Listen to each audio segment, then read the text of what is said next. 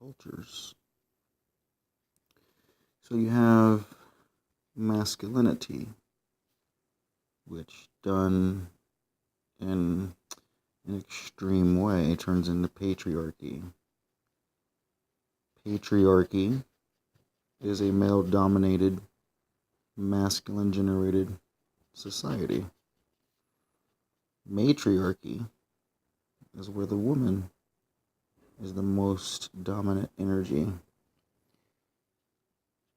The prophecies state that the rebalancing of the divine masculine and divine feminine will be trending in the future, the now. And that's exactly what we see. We see a turning of the tables where masculinity is in fact its extremity of male chauvinism is being purged from society. So it makes, like for instance, a CEO who just had to step down because of male chauvinistic qualities and psychopathic behaviors. So he steps down. The next person that fills in that position probably is going to have to approach it with a little more empathy. Someone who has to approach it with more emotions, which is feminine. So the masculine then has to go within his feminine self, which is the qualities of emotions. So the man has to internalize and go into his emotions in order to have the balancing. And here's the thing. You unfortunately aren't going to find a successful relationship without the balancing of the two. Because the old paradigm has collapsed. It's collapsing. So if your consciousness is still in that state, then it basically ages with time as the new takes over. And that is a man who's more in touch with his emotions. And also it means a woman, on the flip side now, a woman, extremities, is when a woman takes the extreme route of male hating, man hating, male bashing, being mean to men, degrading men, basically the woman hater, the man hater club for women. Once you enter into that energy state, then you are now exhibiting the masculine trait to the extreme.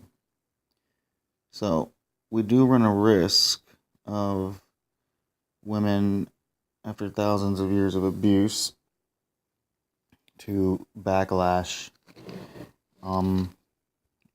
Instead of retaining their feminine qualities completely, they go into the masculine energy so far that they become the abuser where they once were the victim.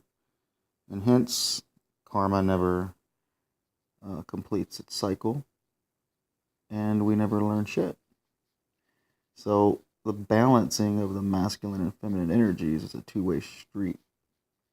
So while the man has to become more emotional, the woman has to not only become more masculine, but retain her feminine qualities.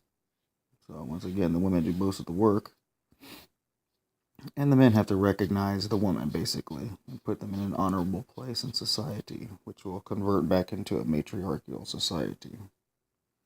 So, good luck out there in your relationships, because that's what it is. That's just what it is. So, fortunately, the downside of a man who taps in internally is what's called the wounded masculine. That's a different subject altogether. There's also the wounded feminine as well. And that's where the walls come in, where we have learned to build walls to be safe in our own little world. Yep. And that's so hard to decipher. what your world is when it comes to having to do that, having to put up walls. And everyone does it, even if you're in a relationship, put up walls in some way, shape, or form. So, but as far as like when it comes to relationships, the walls, when you meet someone, for single people, you know what I mean? That complication.